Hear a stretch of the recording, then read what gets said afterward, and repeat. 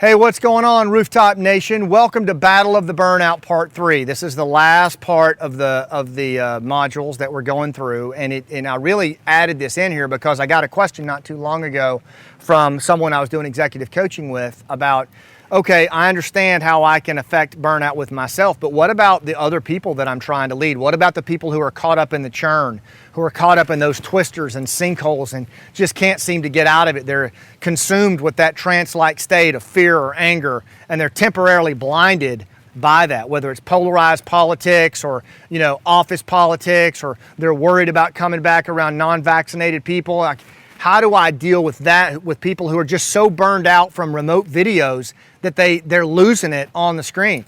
That's a tough one. It really is. But leadership is the management of energy, yours and then the people around you. So if the last module was about how you manage your own emotional temperature, I'd like to address a few things about how you can manage the emotional temperature of those you serve, whether that's your kids, your associates, your teammates, your peers, even your boss. You can manage the energy of other people, particularly if you're regulating your own state and you're in a parasympathetic state. The first thing is when you go into an engagement and you know the other party is likely going through burnout or likely triggered or at the edge of being triggered, how well do you prepare to show up?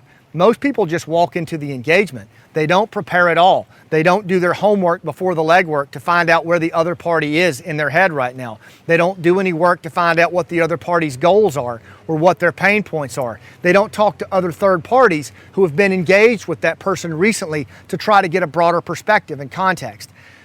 Oftentimes, same way, the leader doesn't prepare to engage. They don't regulate their own state. They engage that party coming from their last meeting and they're still amped up. So their emotional temperature automatically triggers the other party. So preparation, how you prepare to engage, is so important. Number two, I encourage people who are dealing with associates in burnout in this time of the Great Resignation and other things, as your people come back into the office, spend an inordinate amount of time of trying to get clear on the pictures in their head. What is it that is related to their pain points and their goals? Really come at that from a sense of discovery. An empathetic witness who doesn't judge, doesn't criticize, is insistent on getting clear on the pain and the goals of the people that you lead before you do anything else. And my promise to you is if you'll do that, just that alone, from a pure sense of discovery, you'll find that the emotional temperature will come down in the people that you lead, and they will start to be ready to listen to what you have to say. The body armor will come off, and they'll be ready to listen. They'll lean in. It takes time, but seeing the pictures in the head is the second step to dealing with burnout. And the final one is to really use narrative, the competency of narrative, to take your vision and to synthesize their vision, their purpose, their pain into one synthesized vision, one shared vision that promotes a shared future for everyone in your arena. Whether that's your family, like this is how we're going forward out of COVID as a family, this is how we're going forward as a team, as a business, as a community. Use narrative to weave a picture on a blank canvas of a better world that doesn't yet exist, right? And let it be a shared vision that integrates their pain and their goals so that they locate themselves in that narrative, in that story, and automatically they become a part of that shared future.